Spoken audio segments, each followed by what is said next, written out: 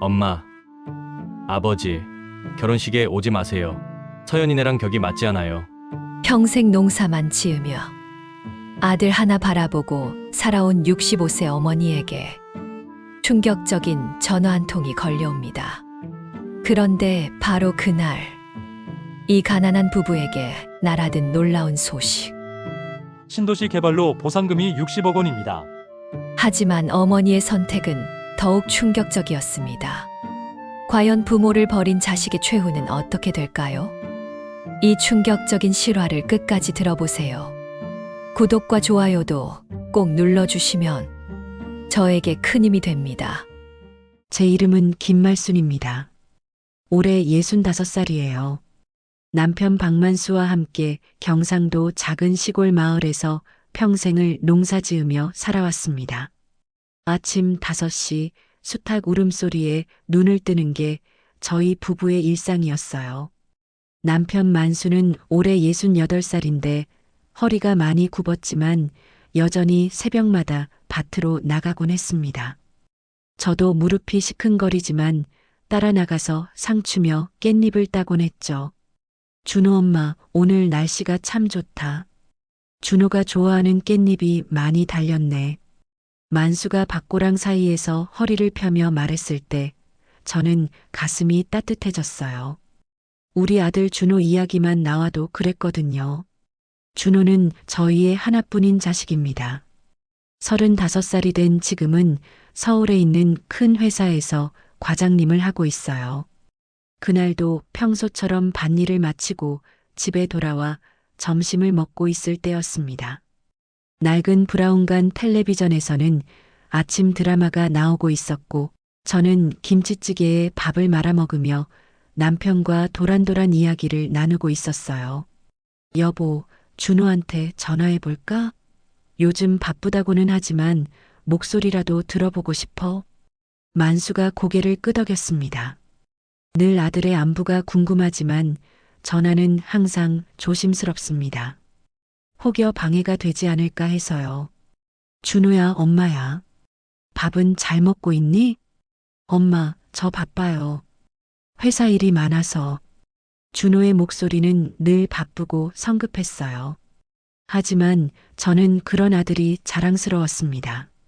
배운 것도 없고 가진 것도 없는 저희 부부였지만 아들만큼은 제대로 키워냈다는 생각이 들었거든요. 우리 집은 마을 끝자락에 있는 작은 시골집이에요. 대문도 없이 마당에 바로 들어올 수 있는 시골에서는 흔한 집이었죠. 마당 한쪽에는 남편이 직접 만든 장독대가 있었고 다른 한쪽에는 제가 기르는 닭들이 돌아다니곤 했습니다. 준호 엄마, 준호가 대학 나와서 대기업에 들어갔다니까 동네에서 부러워하더라. 이웃집 할머니들이 올 때마다 하는 말이었어요. 저는 그럴 때마다 괜히 어깨가 으쓱해졌습니다. 비록 저희는 가난했지만 아들만큼은 성공시켰다는 자부심이 있었거든요. 오후 2시쯤 저는 마당에서 빨래를 널고 있었습니다. 가을 햇살이 따스하게 내리쬐는 날이었어요. 만수는 마루에 앉아 라디오를 들으며 낡은 신문을 읽고 있었고요. 여보, 준호가 결혼한다고 했을 때가 언제였지? 곧 이라고 했으니깐. 이번 가을쯤 아닐까? 저희는 아들의 결혼 소식에 들떠 있었어요. 드디어 며느리를 볼 수 있다는 기대감으로 가슴이 두근거렸거든요. 비록 준호가 상대방에 대해 자세히 말해주지는 않았지만 분명 좋은 사람일 거라고 믿었습니다. 그날 저녁 저는 준호가 어렸을 때 입던 옷들을 꺼내서 정리하고 있었어요. 벌써 30년도 더 된 옷들이었지만 버리지 못하고 간직하고 있었거든요. 내가 뜨개질로 만들어준 스웨터가 여기에 있네. 작은 손뜨개질 스웨터를 보자 눈시울이 뜨거워졌습니다. 준호가 5살 때 추석에 입혔던 옷이었어요. 농사일하느라 무척 힘든 때였는데 저녁상을 물리고 나면 아들 준호에게 빨리 이 스웨터를 입혀보고 싶어서 밤새 뜨개질을 했던 기억이 났습니다. 준호 엄마, 왜 울고 있어? 만수가 방으로 들어와서 물었어요. 아니야, 준호 어렸을 때 생각이 나서. 그래도 이제 장가도 가고 우리 할 일은 다 한 것 같아. 만수의 말에 저는 고개를 끄덕였습니다. 정말 그랬어요. 비록 넉넉하지는 못했지만 아들을 대학까지 보내고 좋은 직장까지 구하게 해줬으니 부모로서 할 도리는 다 했다고 생각했거든요. 밤 9시가 되자 저희는 평소처럼 일찍 잠자리에 들었습니다. 내일도 새벽 5시에 일어나야 했거든요. 하지만 저는 쉽게 잠이 오지 않았어요. 준호의 결혼식 생각에 마음이 설레고 있었습니다. 며느리는 어떤 아이일까? 우리를 좋아해 줄까? 이런저런 생각을 하며 뒤척이다가 언제 잠들었는지도 모르게 깊은 잠에 빠져들었습니다. 그때만 해도 저는 앞으로 일어날 일들을 전혀 예상하지 못했어요. 그로부터 보름 후 준호가 깜짝 전화를 걸어왔습니다. 엄마, 저 이번 주말에 여자친구랑 같이 내려갈게요. 저는 깜짝 놀라서 핸드폰을 떨어뜨릴 뻔했어요. 정말? 준호야, 정말 오는 거야? 네, 서연이한테 고향도 보여주고 싶고요. 서연이라는 이름을 처음 들었을 때 저는 가슴이 두근거렸습니다. 드디어 우리 며느리가 될 사람을 만나게 되는구나 싶어서요. 그 주 내내 저와 만수는 집안 청소에 여념이 없었어요. 평소에도 깨끗하게 살았지만 며느리 될 사람이 온다니까 더욱 꼼꼼하게 치웠죠. 준호 엄마, 이 이불은 너무 낡은 것 같은데. 그래도 우리가 가진 것 중에 제일 좋은 거야. 장판도 다시 깔고 방충망도 새로 갈았잖아. 저희는 비록 가난했지만 정성만큼은 최대한 보여주고 싶었어요. 마당도 말끔히 쓸고 장독대 주변도 깔끔하게 정리했습니다. 토요일 오후 3시쯤 검은색 승용차 한 대가 우리 마을에 나타났어요. 준호가 운전석에서 내리는 모습을 보자 저는 눈물이 핑 돌았습니다. 몇 달 만에 보는 아들이었거든요. 준호야. 저는 앞치마를 벗으며 마당으로 뛰어나갔어요. 그런데 조수석에서 내린 여자를 보는 순간 저는 잠시 멈칫했습니다. 이서현이라는 여자는 정말 도시적이고 세련된 모습이었어요. 키가 크고 날씬했고 브랜드 로고가 선명한 가방을 들고 있었죠. 하얀 블라우스에 검은색 치마, 그리고 굽 높은 구두까지. 저희 시골 마을과는 전혀 어울리지 않는 차림새였습니다. 안녕하세요.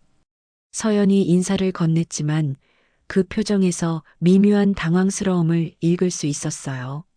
저는 그때 뭔가 이상한 느낌이 들었지만 그냥 넘어갔습니다. 어서 와요, 서연 씨. 멀리서 오느라 고생했어요. 저는 최대한 밝게 웃으며 인사했어요. 하지만 서연의 시선이 우리 집 여기저기를 훑는 것을 놓치지 않았습니다. 특히 마당에 돌아다니는 닭들을 보며 살짝 인상을 찌푸렸거든요. 엄마, 아버지는 어디 계세요? 아버지는 뒷밭에서 무 뽑고 계시는데 금방 오실 거야. 저희는 안방으로 들어갔어요. 저는 미리 준비해둔 과일과 차를 내왔지만 서연은 거의 손대지 않았습니다. 서연 씨는 어떤 일을 하세요? 저는 회사에서 마케팅 일을 하고 있어요. 대답은 했지만 서연의 태도는 어딘지 모르게 거리감이 있었어요. 준호를 바라보는 눈빛도 편하지 않아 보였고요. 만수가 들어왔을 때는 상황이 더 어색해졌습니다. 만수는 밭에서 일하다 온 터라 작업복 차림이었고 손톱 사이에는 흙이 끼어 있었어요. 어서 와요, 서연 씨. 우리 준호가 참 좋은 사람을 만났구먼. 만수가 환하게 웃으며 인사했지만 서연은 겨우 고개만 끄덕였습니다. 그리고 준호를 바라보며 무언가 눈짓을 했어요. 저녁 식사 시간이 가장 힘들었습니다. 저는 정성껏 준비한 음식들을 차렸어요. 집에서 기른 닭으로 끓인 닭백숙, 직접 담근 김치, 밭에서 따온 신선한 나물들까지. 하지만 서연은 거의 먹지 않았습니다. 서연 씨, 입맛에 안 맞나요? 다른 걸로 해드릴까요? 아니에요, 괜찮아요. 그냥 양이 많아서요. 하지만 서연의 표정을 보면 그게 아니라는 걸 알 수 있었어요. 특히 남편이 목소리가 커서 큰 소리로 말할 때마다 서연이 움찔하는 게 눈에 보였거든요. 준호야, 회사 일은 어떠냐? 힘들지 않고? 괜찮아요, 아버지. 요즘 승진도 준비하고 있고. 그래, 그래. 우리 아들 참 대견하다.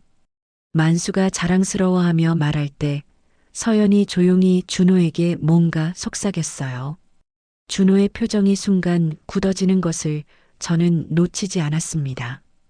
밤이 되자 더 이상한 일이 일어났어요. 서연이 갑자기 서울로 올라가야 한다고 했거든요. 갑자기 급한 일이 생겼어요. 내일 아침 일찍 올라가야 할 것 같아요. 벌써요? 더 머물다 가시면 좋을 텐데. 저는 아쉬워했지만 서연의 마음은 이미 정해져 있는 것 같았어요. 준호도 어쩔 수 없다는 표정이었고요.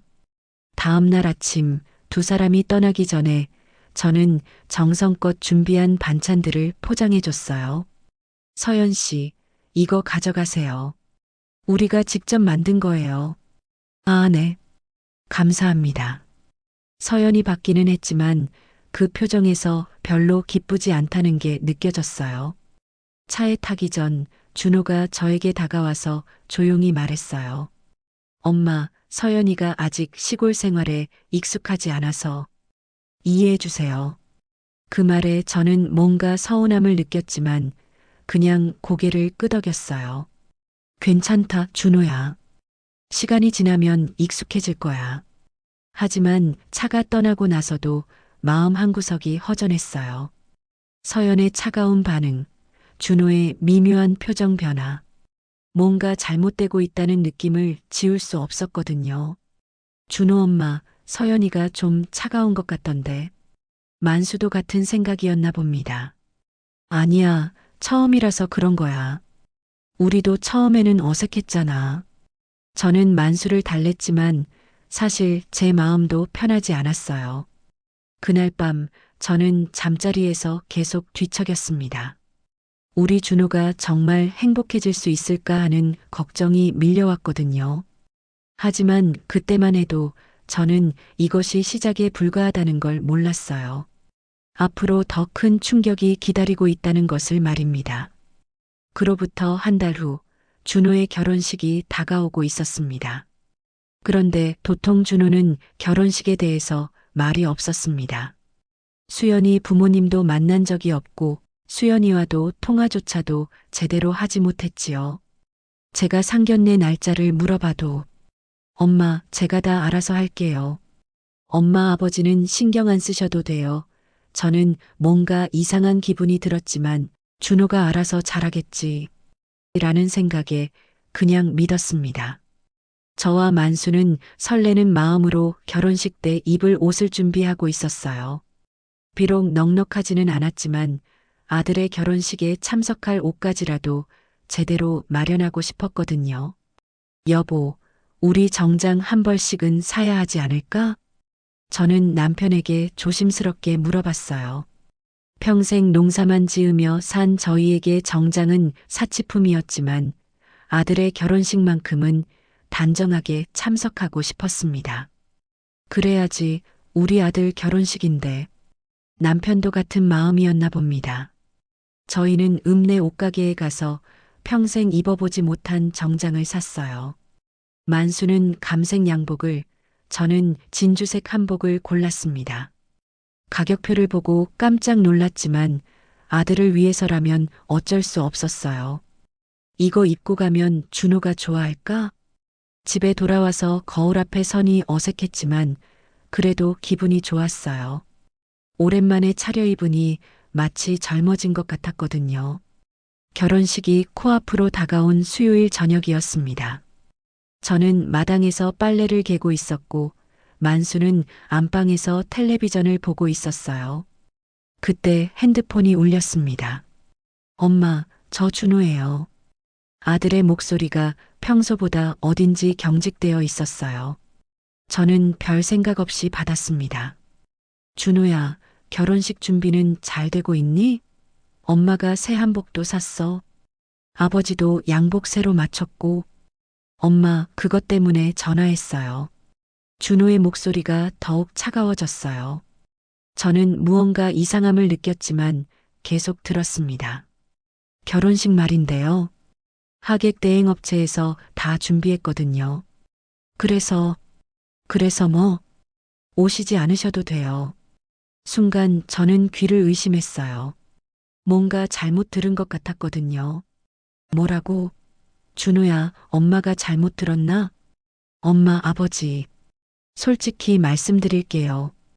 결혼식장이 강남 쪽 호텔인데 하객들이 다 서연이 아버지 회사 사람들이고 제 회사 임원들이에요. 괜히 오셔서 체면만 구기실 것 같아서요. 그 순간 저는 핸드폰을 떨어뜨릴 뻔했어요. 손이 덜덜 떨리기 시작했거든요. 체면을 구긴다고? 준호야, 그게 무슨 말이니? 엄마도 아시잖아요. 저희가 농사꾼이고 말투도 사투리고 서연이 아버지가 그래도 회사를 운영하고 계신데 어떻게 어울리겠어요. 저는 가슴이 먹먹해지기 시작했어요. 아들이 지금 무슨 말을 하고 있는 건지 믿을 수가 없었거든요. 준호야, 엄마 아빠가 그렇게 창피하니? 너를 키우느라 평생 고생한 부모가 그런 게 아니라 현실적으로 생각해 보세요. 엄마 아버지가 오시면 서연이네 가족들이 어떻게 생각하겠어요. 저도 회사에서 승진을 앞두고 있는데 그때 남편이 제 목소리를 듣고 나왔어요. 준호 엄마 무슨 일이야? 왜 그렇게 얼굴이 하얘? 저는 떨리는 손으로 핸드폰을 만수에게 건넸습니다. 준호야, 아버지다. 엄마가 왜 그러시는 거니? 아버지, 죄송해요. 하지만 이건 정말 어쩔 수 없는 선택이에요. 나중에 따로 식사 한번 하죠. 만수의 얼굴도 순간 굳어졌어요. 평생 온화했던 만수가 그런 표정을 짓는 걸 처음 봤습니다. 준호야, 너 지금 부모더러 결혼식에 오지 말라는 거냐? 아버지, 오해하지 마세요. 그냥 이번만. 이번만? 결혼식이 몇 번 있는 줄 아니? 만수의 목소리가 떨리기 시작했어요. 저는 옆에서 눈물이 핑 돌았습니다. 아버지, 저도 어쩔 수 없어요. 서연이 아버지가 워낙 까다로우신 분이라서 혹시라도 실례가 될까봐. 실례? 우리가 실례라고? 만수가 소리를 높였어요. 평생 욕 한 번 안 하던 만수가 그렇게 화내는 걸 처음 봤습니다. 아버지, 화내지 마세요. 나중에 조용한 곳에서 작은 모임이라도. 됐다. 만수가 핸드폰을 끊어버렸어요. 그리고는 주저앉으며 머리를 감쌌습니다. 여보. 저는 만수 옆에 앉아서 등을 토닥여줬어요. 하지만 제 손도 떨리고 있었거든요. 준호 엄마. 우리가 뭘 잘못했나? 잘못한 게 없어요, 여보. 우리는 아무것도 잘못하지 않았어요. 하지만 저는 속으로 무너지고 있었어요. 평생 아들만 바라보며 살아왔는데 그 아들이 저희를 부끄러워한다는 게 믿어지지 않았거든요. 그날 밤 저는 잠을 이룰 수 없었어요. 아들이 한 말들이 계속 머릿속을 맴돌았습니다. 체면을 구긴다. 신뢰가 될까봐. 어떻게 어울리겠어요. 저는 일어나서 부엌에 나가 찬물을 한 잔 마셨어요. 밖에는 별이 총총했지만 제 마음은 캄캄했습니다. 35년 전 준호를 처음 품에 안았을 때가 생각났어요. 그때 저는 이 아이를 위해서라면 무엇이든 할 수 있다고 생각했거든요. 실제로 그렇게 살아왔고요. 준호가 학교 다닐 때는 새벽마다 일어나서 도시락을 싸줬어요. 대학 등록금을 마련하려고 새벽 3시부터 나가서 품팔이를 하기도 했고요. 준호가 취업 준비할 때는 고시원비며 학원비며 다 대줬어요. 그런데 이제 와서 저희가 창피하다니 여보, 잠 못 자고 뭐해? 만수가 부엌으로 나왔어요. 만수도 잠을 못 이루고 있었나 봅니다. 그냥 물 좀 마시려고. 준호 엄마, 우리 뭔가 잘못 생각하고 있는 건 아닐까? 무슨 말이에요? 준호가 그렇게 말할 정도면 정말 우리가 민폐가 되는 건 아닐까? 저는 만수를 바라봤어요. 평생 자신감 있게 살아온 만수가 이렇게 위축되어 있는 모습을 보니 더 마음이 아팠습니다. 여보, 우리는 떳떳해요. 남한테 피해 준 적도 없고 정직하게 살아왔잖아요. 그래도 뭐예요? 우리가 농사꾼이라고 돈이 없다고 배운 게 없다고 해서 아들 결혼식에 참석하면 안 되는 거예요? 제 목소리가 떨렸어요. 화가 나는 건지 슬픈 건지 모르겠어요. 다음 날 아침 저는 일찍 일어나서 밭으로 나갔어요. 어젯밤 일이 꿈이었으면 좋겠다는 생각이 들었지만 현실이었어요. 상추를 따면서도 계속 눈물이 났어요.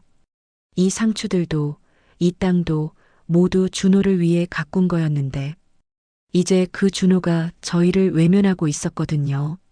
말순아, 이웃집 최순덕이 밭으로 왔어요. 순덕은 저보다 1살 어린 친구였는데 오랜 시간 함께 농사 지으며 지내온 사이였습니다. 순덕아, 어머, 말순아 왜 이렇게 얼굴이 상했어? 무슨 일 있었어?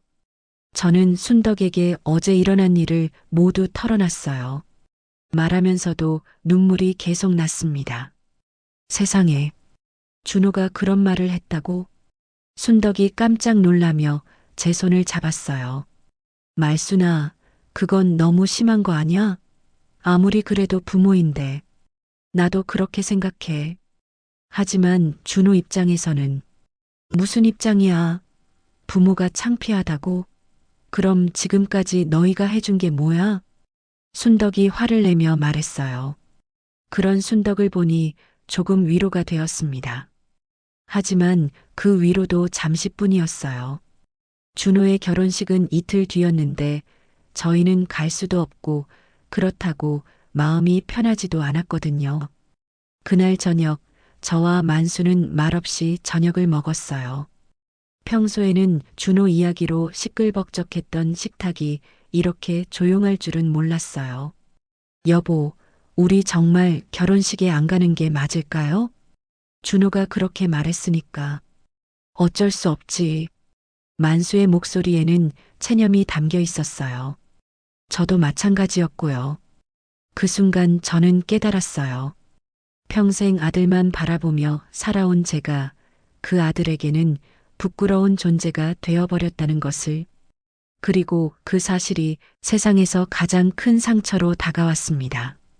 결혼식이 있던 토요일, 저와 만수는 평소처럼 새벽에 일어났어요. 하지만 마음은 전혀 평소 같지 않았습니다.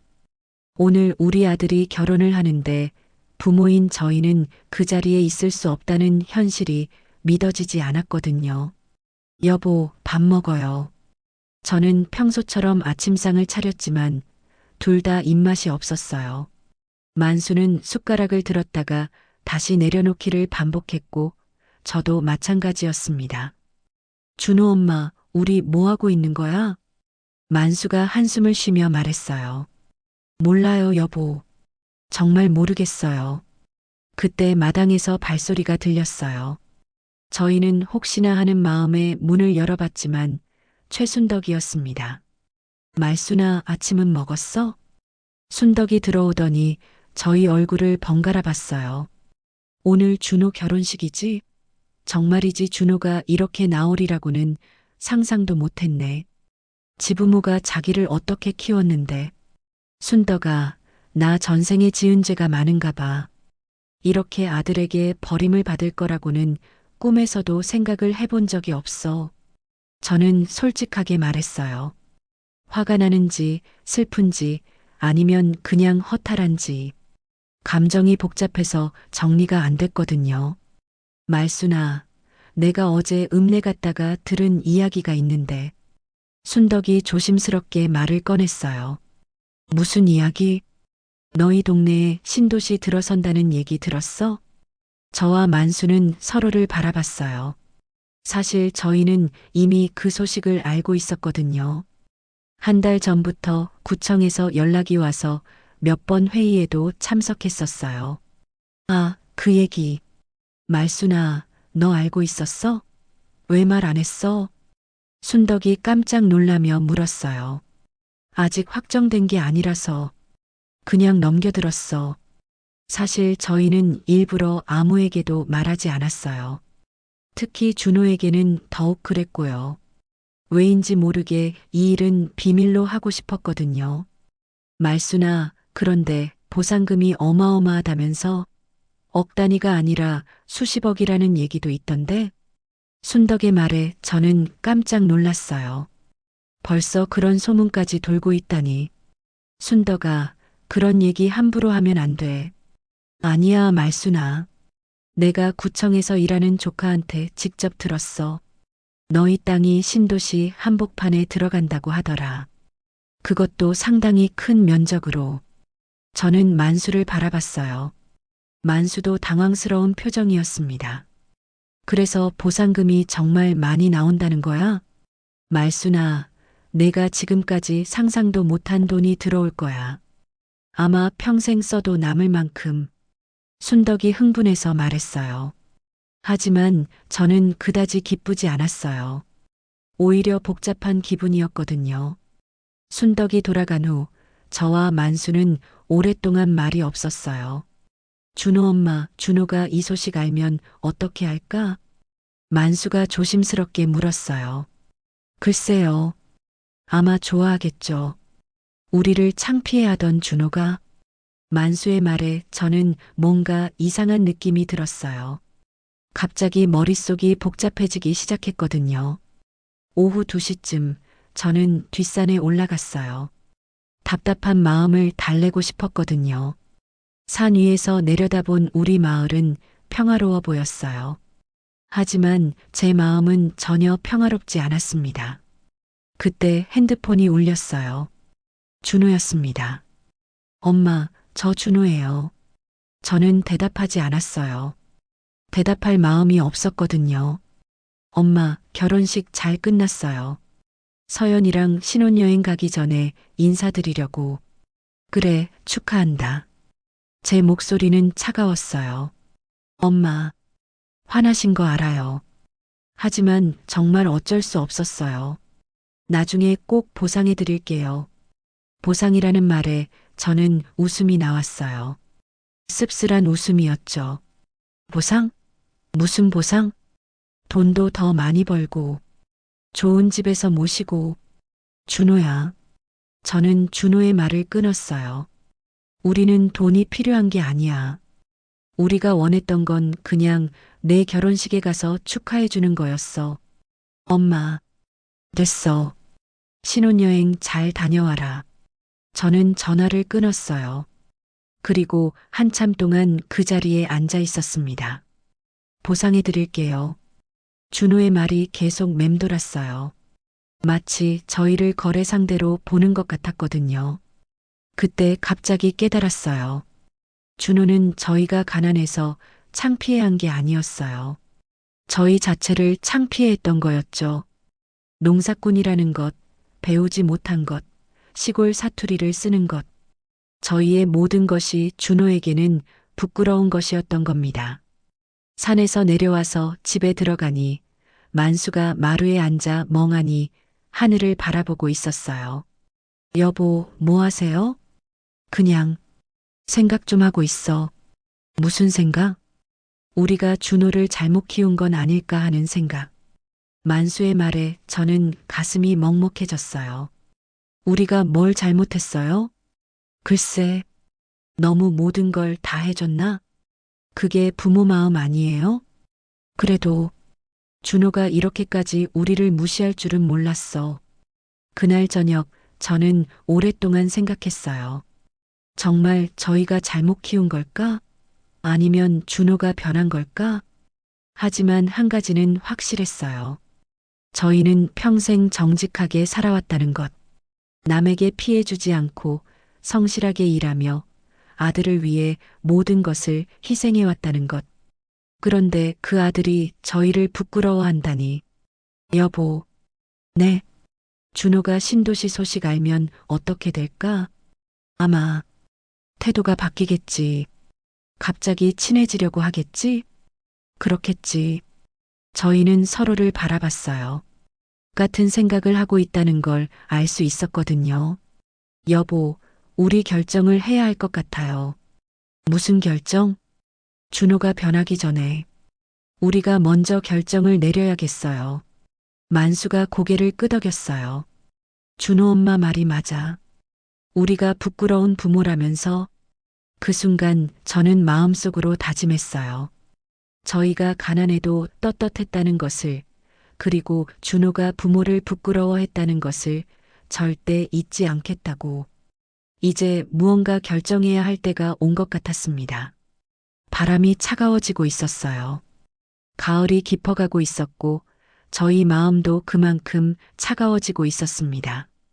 다음 날 아침 저는 평소보다 더 일찍 눈을 떴어요. 시계를 보니 새벽 4시였습니다. 여보, 주무세요? 만수도 잠을 못 이루고 있었나 봅니다. 침대에서 뒤척이는 소리가 들렸거든요. 못 자겠어, 준호 엄마. 마음이 너무 복잡해서. 저도 마찬가지였어요. 준호 생각에 머릿속에 커다란 바위가 있는 것처럼 멍하고 무겁기만 했어요. 슬펐다가 분노가 치밀어 올랐다가 너무 비참했다가 모든 감정들이 수도 없이 밀려왔어요. 저희는 평소처럼 일어나서 밭으로 나갔어요. 일을 해야 이상한 생각이 덜할 것 같았거든요. 하지만 호미를 들고 있어도 손에 힘이 들어가지 않았어요. 준호 엄마, 우리 이대로 있는 게 맞을까? 만수가 밭고랑에 주저앉으며 말했어요. 그럼 어떻게 해요? 준호가 결정한 건데. 그래도 우리 아들인데. 만수의 목소리가 떨렸어요. 저도 눈물이 핑 돌았습니다. 그때 누군가 밭으로 올라오는 소리가 들렸어요. 돌아보니 정장을 입은 중년 남자가 저희를 찾아오고 있었습니다. 혹시 박만수 씨입니까? 네, 그런데요. 만수가 일어서며 대답했어요. 안녕하세요. 저는 김대성 변호사입니다. 최순덕 여사님께서 소개해 주셔서 찾아왔습니다. 순덕이가 변호사를 보냈다고요? 저는 영문을 모르겠어서 만수를 바라봤어요. 변호사님이요? 무슨 일로? 댁에서 상담을 받고 싶다고 하시더군요. 신도시 관련해서요. 아, 순덕이가 신도시 일 때문에 변호사를 보낸 거였어요. 하지만 저희는 아직 그럴 마음이 아니었거든요. 변호사님, 죄송하지만 오늘은 좀. 네, 알겠습니다. 하지만 이런 일은 미리 준비하는 게 좋습니다. 특히 가족관계가 복잡한 경우에는요. 변호사의 말에 저는 뭔가 이상함을 느꼈어요. 가족관계가 복잡하다고요? 최 여사님께서 대략적인 상황을 말씀해 주시더군요. 아드님과의 관계가 좀 어려우시다고. 순덕이가 어디까지 얘기한 건지. 저는 당황스러웠어요. 집에 들어가서 얘기할까요? 만수가 제안했고 저희는 집으로 들어갔습니다. 안방에 앉은 김대성 변호사는 서류 가방에서 여러 문서들을 꺼냈어요. 신도시 개발로 상당한 보상금을 받게 되실 텐데 미리 준비해 두실 게 있습니다. 무엇을요? 유언장과 재산 관리 방법입니다. 특히 가족 간의 갈등이 있는 상황에서는 더욱 중요하죠. 변호사는 차근차근 설명해 줬어요. 신도시 개발로 저희 땅의 보상금이 대략 50억 원 정도 될 것이라는 얘기를 들었을 때 저는 정말 깜짝 놀랐어요. 50억이요? 네, 예상 금액입니다. 하지만 이런 큰 돈이 들어오면 가족 간에 문제가 생기는 경우가 많아요. 변호사의 말에 저와 만수는 서로를 바라봤어요. 그래서 미리 유언장을 작성하시고 토지 신탁 계약도 해두시는 게 좋겠습니다. 토지 신탁이요? 네, 토지를 신탁회사에 맡겨서 관리하게 하는 거예요. 그러면 보상금도 부부 명의로만 들어오고 다른 사람이 함부로 건드릴 수 없어요. 저는 점점 변호사의 말이 이해되기 시작했어요. 준호가 나중에 이 돈을 노릴 가능성을 미리 차단하는 거였죠. 변호사님, 그럼 유언장에는 뭐라고 써야 하나요? 그건 두 분이 결정하실 일입니다. 다만 명확하게 의사를 밝히시는 게 좋겠어요. 저는 잠시 생각했어요.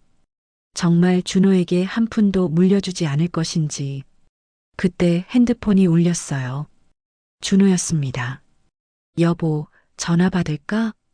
만수가 물었지만 저는 고개를 젓했어요. 안 받아요. 오늘은 받고 싶지 않아요. 핸드폰이 계속 울렸지만 저는 끝까지 받지 않았어요. 변호사님, 유언장 작성해 주세요. 어떻게 쓰시겠어요? 저는 만수를 바라봤어요. 만수도 저와 같은 마음인 것 같았어요. 우리 재산은 우리가 정하는 자선단체에 기부합니다. 자식에게는 단 한 푼도 물려주지 않습니다. 변호사가 놀란 표정을 지었어요. 정말 그렇게 하시겠어요? 한 번 더 생각해 보시는 게. 네, 확실합니다.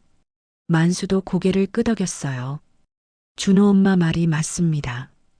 부모를 창피해하는 자식에게 줄 건 없어요. 변호사는 저희의 의지가 확고한 것을 보고 유언장 작성을 시작했어요. 그리고 토지 신탁 계약서도 준비해줬습니다. 오후 2시쯤 모든 서류 작성이 끝났어요. 공증까지 받으려면 월요일에 공증사무소에 가야 한다고 했습니다. 두 분 정말 신중하게 결정하신 거죠? 네, 변호사님. 우리는 후회하지 않아요. 변호사가 돌아간 후 저와 만수는 오랫동안 말이 없었어요. 여보, 우리 너무 심하게 한 건 아닐까요? 아니야, 준호 엄마. 우리가 심한 게 아니라 준호가 심했던 거야. 만수의 말이 맞았어요. 저희가 심한 게 아니었어요. 그날 저녁 저희는 평소와 다름없이 저녁을 먹었어요. 하지만 마음은 전혀 평소 같지 않았습니다. 뭔가 큰 결정을 내린 것 같았거든요. 여보, 우리 이제 정말 새로운 삶을 사는 거네요. 그래요, 준호 엄마. 이제 우리만 생각하며 살아요. 그 말이 조금 슬프기도 했지만 한편으로는 후련하기도 했어요. 평생 아들만 생각하며 살았는데 이제는 저희 자신을 위해 살아도 될 것 같았거든요. 밤이 되어서도 준호에게서 몇 번 더 전화가 왔지만 저는 받지 않았어요. 오늘만큼은 준호 생각을 하고 싶지 않았거든요. 여보, 내일 공증사무소에 가야겠어요. 그래야지, 준호 엄마. 확실하게 마무리하자. 저희는 이제 돌아갈 수 없는 길을 걷고 있었어요. 하지만 후회는 없었습니다. 저희는 충분히 부모 역할을 했고 준호는 그런 저희를 저버렸으니까요. 그날 밤 저는 깊이 잠들었어요. 오랜만에 마음이 편안했거든요. 무언가 큰 짐을 내려놓은 것 같은 기분이었습니다. 일주일 후 월요일, 저와 만수는 공증사무소에 가서 모든 서류를 공증받았어요. 유언장과 토지 신탁 계약, 모든 게 법적으로 완벽하게 준비되었습니다. 변호사는 이제 아무도 저희 재산을 함부로 건드릴 수 없다고 확신해 줬어요. 이제 마음 편히 지내세요. 모든 준비가 끝났습니다. 김대성 변호사의 말에 저는 안도감을 느꼈어요. 뭔가 보험을 든 기분이었거든요. 집에 돌아와서 평상시처럼 밭일을 하고 있는데 오후 2시쯤 큰 차 한 대가 마을에 들어왔어요. 구청 직원들이었습니다. 박만수, 김말순 씨 계신가요? 네, 여기 있어요. 구청 도시계획과 과장이라는 분이 나와서 정식으로 신도시 개발 계획을 알려줬어요. 이번 주 금요일 오전 10시에 구청에서 주민 설명회가 있습니다. 꼭 참석해 주세요. 보상 관련 자세한 내용을 설명드릴 예정입니다. 구청 직원들이 돌아간 후 저와 만수는 서로를 바라봤어요. 여보, 이제 정말 시작되는 거네요. 그러게, 준호 엄마. 준호가 알면 어떤 반응을 보일까? 곧 알게 될 거예요. 금요일 주민 설명회에 다녀온 후 저희는 정확한 보상금을 알게 되었어요. 무려 60억 원이었습니다. 처음 변호사가 말한 것보다 더 많았어요. 여보, 60억이면 정말 큰 돈이네요.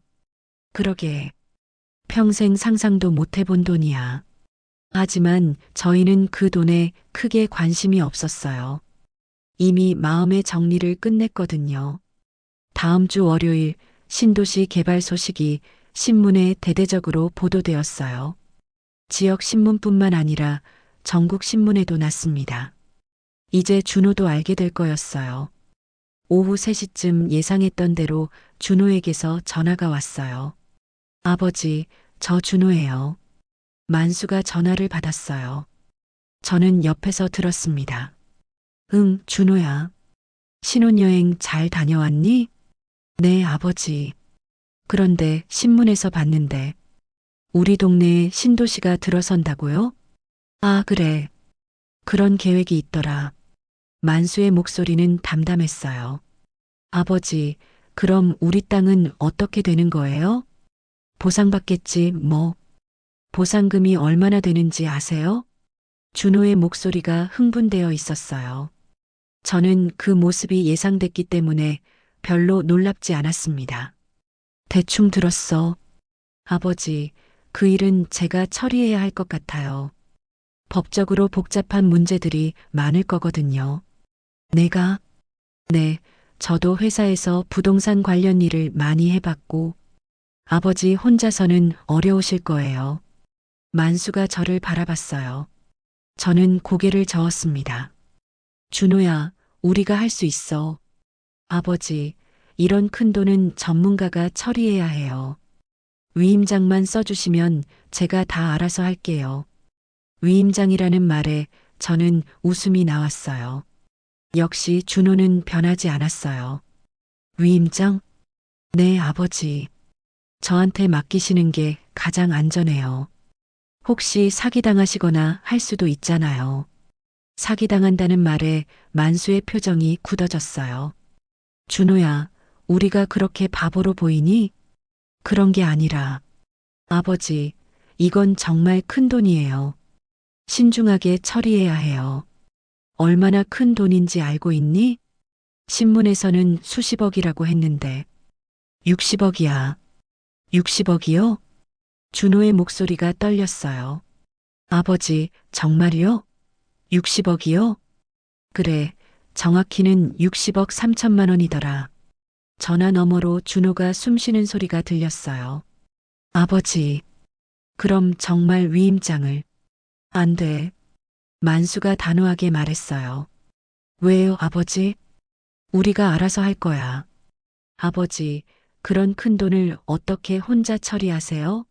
저는 아들인데. 아들. 만수의 목소리가 차가워졌어요.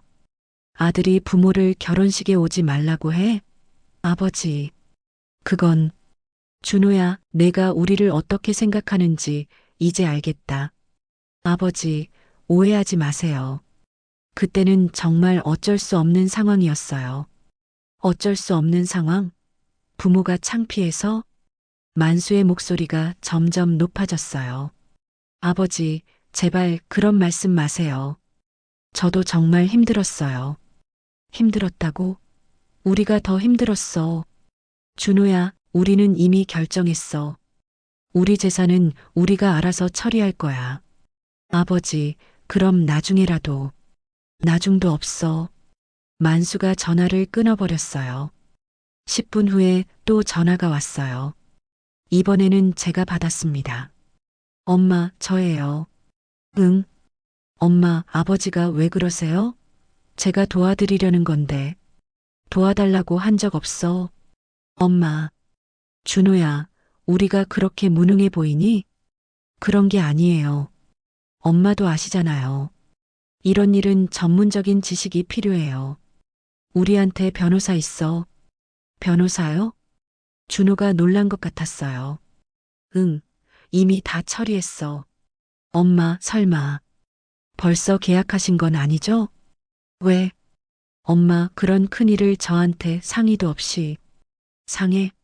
너한테 왜 상의해? 제 목소리가 차가워졌어요. 엄마, 저는 아들인데요. 아들이 부모를 창피해 하던가. 엄마, 제발 그 얘기는. 준호야, 내가 우리를 어떻게 생각하는지 이제 확실히 알겠어. 엄마, 우리가 돈 없을 때는 창피해 하더니 돈 생기니까 갑자기 관심 있어? 엄마, 정말 그런 게 아니에요. 그럼 뭐야? 준호가 한참 동안 대답하지 못했어요. 엄마, 저 내일 내려갈게요. 직접 말씀드릴게요. 오지 마. 엄마 도대체 왜 이러세요? 오지 말라고 했어. 우리는 바빠. 엄마, 제발. 저는 전화를 끊었어요. 저녁을 먹으면서 만수가 말했어요. 준호 엄마, 우리 결정이 옳았던 것 같아. 그래요, 여보. 정말 다행이에요. 만약 미리 준비 안 했다면 생각하기도 싫어요. 그날 밤에도 준호에게서 몇 번 더 전화가 왔지만 저희는 받지 않았어요. 이제 더 이상 할 말이 없었거든요. 다음 날 아침 정말로 준호가 내려왔어요. 하지만 저희는 집을 비우고 산으로 올라갔습니다. 순덕이한테 만약 준호가 오면 없다고 하라고 부탁해뒀거든요. 오후에 집에 돌아오니 준호가 남긴 쪽지가 있었어요. 엄마, 아버지, 저 준호입니다. 정말 중요한 이야기가 있어서 왔는데 안 계시네요. 다시 올게요. 오해하지 마세요. 저는 그 쪽지를 찢어서 버렸어요. 오해가 아니라 이제 확실히 알았거든요. 준호가 어떤 사람인지 말이에요. 그로부터 석 달이 지났어요. 겨울이 깊어지고 있었지만 저희 마음은 예전보다 훨씬 평온했습니다. 신도시 보상금 60억 원이 저희 계좌에 들어왔지만 저희 생활은 크게 달라지지 않았어요. 여전히 새벽 5시에 일어나서 밭으로 나가고 저녁에는 일찍 잠자리에 들었거든요. 여보, 이 돈으로 뭐 할까요? 어느 날 저녁 저는 만수에게 물어봤어요. 사실 그 많은 돈이 있어도 딱히 하고 싶은 게 없었거든요. 글쎄, 준호 엄마. 우리한테 필요한 게 뭐가 있을까? 만수도 마찬가지였나 봅니다. 평생 소박하게 살아온 저희에게는 지금으로도 충분했어요. 일단 마을 회관 고쳐주는 건 어때요? 지붕이 많이 낡았잖아요. 좋은 생각이야. 그리고 독거 할머니들 생활비도 도와드리고. 저희는 돈을 어떻게 쓸지보다는 어떻게 나눌지를 고민했어요. 평생 받기만 했으니 이제는 나눠주고 싶었거든요. 그런데 그날 오후 놀라운 소식을 들었어요. 최순덕이 황급히 달려와서 말했거든요. 말순아, 큰일 났어. 왜 순덕아? 무슨 일이야?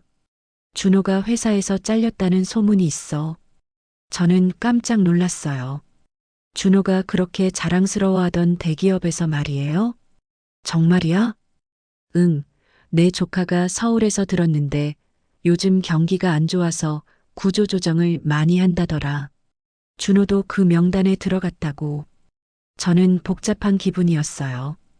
준호에게 화가 나 있긴 했지만 그래도 아들이잖아요. 마음 한구석이 아팠습니다. 그리고 말수나 서연이네 집안도 큰일 났다는 얘기가 있어. 서연이네? 응, 서연이 아버지가 사업 실패했다더라. 그것도 엄청 크게. 빚이 어마어마하다고. 순덕의 말을 들으니 상황이 심각한 것 같았어요. 그럼 준호랑 서연이는 어떻게 되는 거야? 그게 서연이가 아버지 보증을 섰다더라. 그래서 둘 다 빚더미에 앉게 됐다고. 저는 한숨이 나왔어요. 결혼한 지 겨우 석 달 만에 이런 일이 생기다니.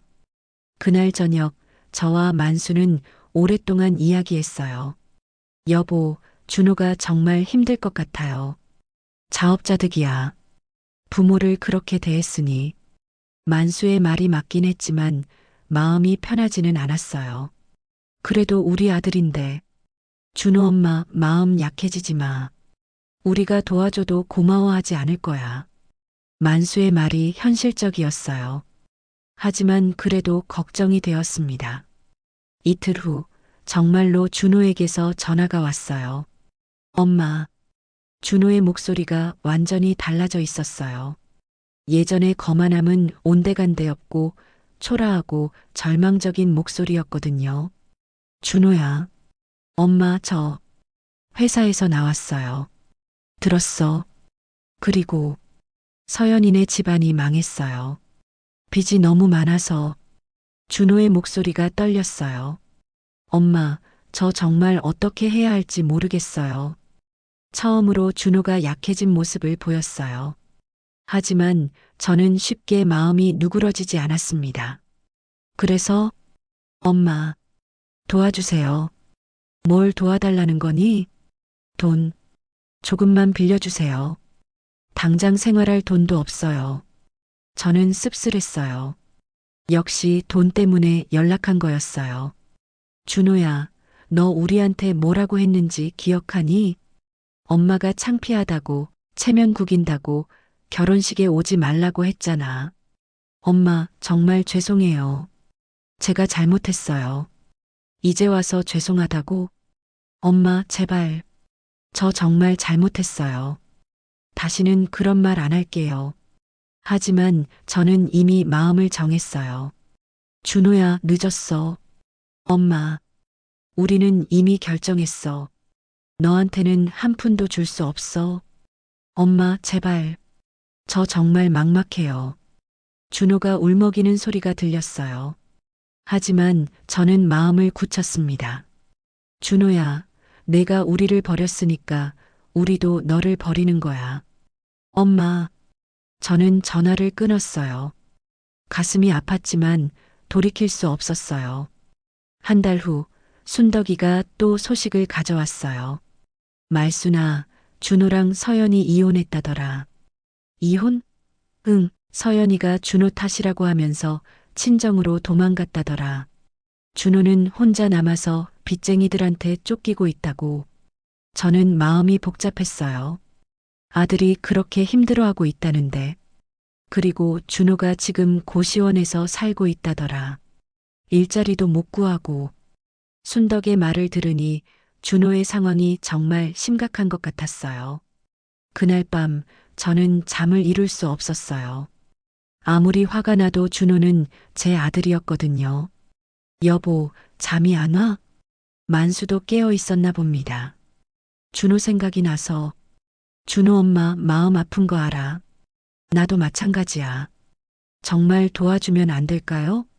만수가 한숨을 쉬었어요. 도와줘도 고마워하지 않을 거야.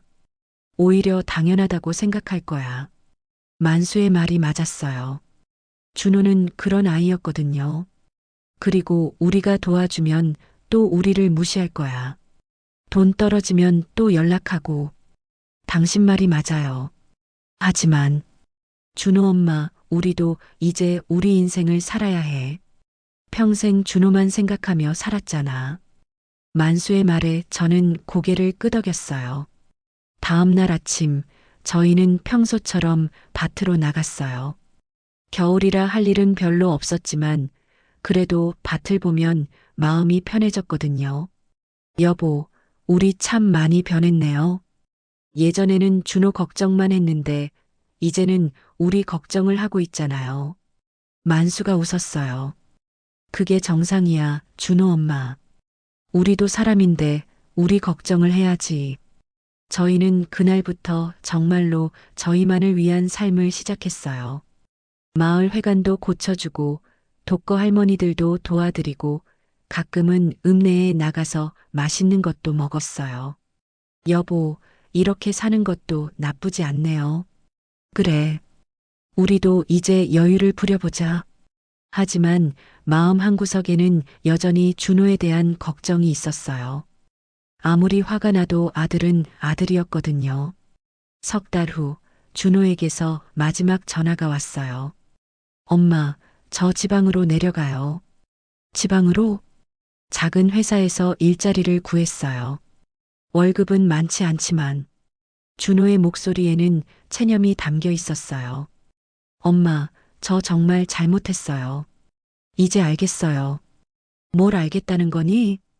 부모님이 얼마나 소중한지, 돈보다 중요한 게 뭔지. 하지만 이미 늦었어요. 준호야, 이제 너 혼자 잘 살아. 우리는 우리대로 살 거야. 저는 전화를 끊었어요. 이번에는 정말 마지막이었어요. 그날 저녁, 저와 만수는 조용히 저녁을 먹었어요. 여보, 우리 결정이 옳았을까요? 모르겠어. 하지만 후회는 안 해. 저도요. 이제 정말 우리 인생을 살아봐요. 창밖으로는 눈이 내리기 시작했어요. 새하얀 눈이 세상을 덮어가고 있었습니다. 마치 모든 걸 새롭게 시작하라는 뜻 같았어요. 여보, 돈은 흘러가도 마음은 우리가 지켜야 해요. 그게 진짜 가진 거예요. 만수가 고개를 끄덕였어요. 맞아, 정직한 마음만큼 소중한 건 없어. 저희는 그날부터 정말로 새로운 삶을 시작했어요. 돈이 많아졌지만 마음은 더욱 소박해졌습니다. 그게 진정한 부자의 삶이라는 걸 깨달았거든요. 1년이 흘렀습니다. 계절이 한 바퀴를 돌아 다시 가을이 찾아왔어요. 저희 마을은 신도시 개발로 많이 변했지만 저희 마음만큼은 더욱 평온해졌습니다. 오늘도 저와 만수는 새벽 5시에 일어났어요. 비록 농사지을 땅은 없어졌지만 습관은 쉽게 바뀌지 않더라고요. 대신 저희는 마을 뒤편에 작은 텃밭을 만들어서 상추며 깻잎을 기르고 있었어요. 여보, 오늘 날씨가 참 좋네요. 그러게, 가을 햇살이 따뜻해. 저희는 텃밭에 나가서 야채들을 돌봤어요. 돈이 많아져도 흙을 만지는 일을 멈출 수는 없었거든요. 평생 해온 일이니까요. 여보, 이 상추 보세요. 정말 싱싱하죠? 그래, 역시 우리가 기른 게 최고야. 요즘 저희는 기른 채소들을 마을 독거 할머니들께 나눠드리고 있었어요. 돈으로만 도움을 드리는 게 아니라 정성으로도 도움을 드리고 싶었거든요. 오전 9시쯤 저희는 마을 회관으로 갔어요. 지난달에 새로 지은 회관에서는 어르신들을 위한 프로그램이 진행되고 있었거든요. 저희가 후원해서 만든 프로그램이었어요. 말순 씨, 만수 씨 오셨어요? 마을 이장님이 반갑게 맞아주셨어요. 오늘도 어르신들이 많이 오셨네요. 요가 교실이 인기가 좋아서 다들 건강해지고 계셔. 저는 뿌듯했어요. 저희 돈이 이렇게 좋은 일에 쓰이고 있다니. 회관 안에서는 70 넘은 할머니들이 요가를 하고 계셨어요. 모두들 밝은 표정이었습니다. 말순아, 고마워. 내 덕분에 우리가 이렇게 건강해졌어. 김복순 할머니가 고마워하시며 말씀하셨어요. 복순 할머니는 혼자 사시는 분인데 저희가 매달 생활비를 지원해드리고 있었어요. 아니에요, 할머니. 저희가 더 고마워요. 정말 그랬어요. 나눌 수 있다는 게 얼마나 기쁜 일인지 이제야 알게 됐거든요. 오후 2시쯤 저희는 집으로 돌아와서 점심을 먹었어요. 여전히 김치찌개에 밥을 말아 먹었지만 예전보다 훨씬 맛있게 느껴졌어요. 여보, 이런 게 행복인가 봐요. 나도 그래, 마음이 편안하다는 게 뭔지 이제 알 것 같아. 그때 최순덕이 찾아왔어요. 말순아, 잘 있었어? 그럼 순덕아, 들어와. 순덕이는 요즘 저희와 함께 봉사활동을 하고 있었어요. 혼자 하는 것보다 함께 하는 게 더 의미 있었거든요. 말순아, 준호 소식 들었어? 준호 이야기에 저는 잠시 멈칫했어요. 요즘은 준호 생각을 별로 안 했는데. 무슨 소식? 지방에서 작은 회사 다니면서 성실하게 살고 있다더라. 월급은 적지만 최선을 다하고 있다고. 저는 복잡한 기분이었어요. 다행이라는 생각과 함께 조금 서운한 마음도 들었거든요. 그리고 말순아, 사실 어제 준호가 우리 집에 다녀갔어. 엄마를 만나고 싶어서 왔다는데 차마 용기가 안 나서 다음에 다시 오겠대. 그리고 이걸 엄마에게 전해달래. 순덕이가 봉투 하나를 꺼냈어요. 편지였어요. 저는 그 편지를 받아들었어요. 준호의 글씨였습니다. 엄마, 아버지께 정말 오랜만에 편지를 씁니다. 그동안 어떻게 지내셨는지 궁금해요. 저는 지금 충청도 작은 도시에서 살고 있어요. 작은 회사에서 일하면서 조금씩 빚을 갚아나가고 있습니다. 힘들지만 후회하지 않아요.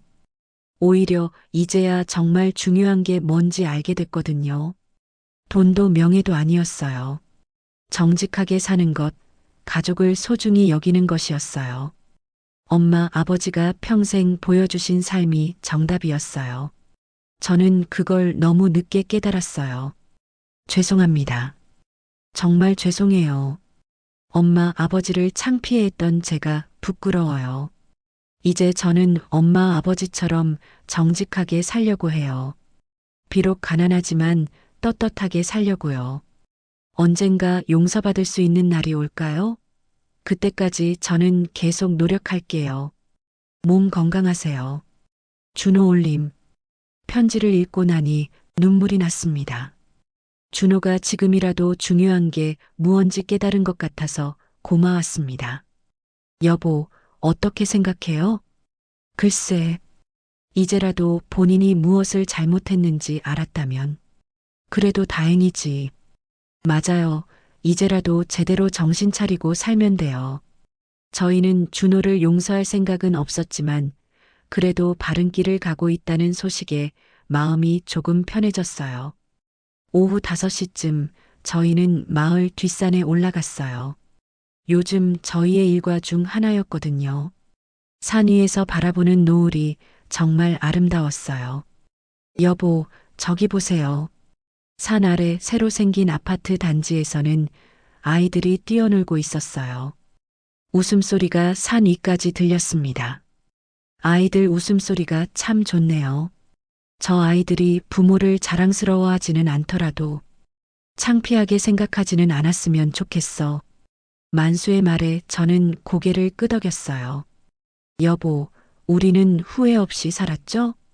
그럼 준호 엄마, 우린 정직하게 살았잖아. 준호가 우리를 창피해했지만 우리는 떳떳해요. 맞아. 가난은 부끄러운 게 아니야. 하지만 부모를 부끄러워하는 건 정말 부끄러운 일이지. 저희는 그 자리에 나란히 앉았어요. 노을이 점점 지고 있었고 하늘은 붉게 물들어가고 있었습니다. 여보, 땅은 거짓말을 안 해. 거짓된 씨앗은 절대 열매를 맺지 못하지. 하지만 정직한 씨앗은 시간이 걸리더라도 반드시 싹을 틔우는 법이지. 만수의 말에 저는 깊이 공감했어요.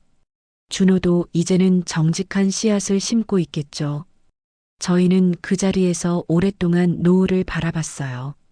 평생 고생스럽게 살았지만 지금 이 순간만큼은 정말 평화로웠어요. 여보, 우리 진짜 잘 살았네요.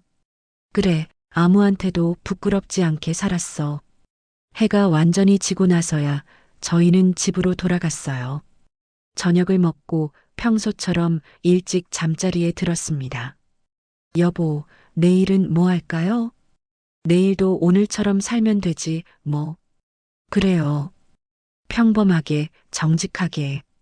그날 밤 저는 깊이 잠들었어요. 꿈에서는 어린 준호가 나왔어요. 저에게 꽃을 꺾어주며 웃고 있는 준호였습니다. 그때의 준호는 저를 세상에서 가장 사랑했거든요. 꿈에서 깨어난 저는 생각했어요. 가난은 결코 부끄러운 게 아니라는 것을. 하지만 부모를 부정하는 것은 반드시 그 대가를 치른다는 것을. 준호는 이제 그 대가를 치르고 있었어요. 하지만 그것도 준호가 선택한 길이었습니다. 저희는 저희대로 행복하게 살 거예요.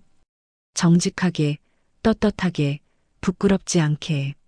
그게 저희가 평생 지켜온 방식이니까요. 창밖으로는 별이 총총했어요. 고요한 밤이었습니다. 내일도 좋은 하루가 될 것 같은 기분 좋은 예감이 듭니다.